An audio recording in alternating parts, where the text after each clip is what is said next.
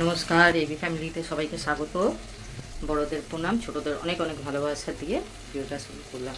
অনেকটা দেরিতে এই যে রান্না করছি, এই যে পেঁপে দিয়ে আলু দিয়ে চিকেন করব, একদম পাতলা ঝোল। এদিকে শাক ভাজা, ওল ভাতে, আর পেঁপেটা দাও না পেকে গেছে, আর এতে তো ধোয়া চিকেন রয়েছে। এই রান্না আজকে। তোমাদের কাছে এলাম, সকালে আসতে পারিনি, পুজো টুজো হয়ে গেছে। চলো দেখাই, রান্নাও কমপ্লিট। লাস্ট পর্যন্ত কী কী রান্না করলাম। ভাত, চিকেনটা একদম পাতলা করে করেছি পেঁপে দিয়ে, তোমাদেরকে বললাম।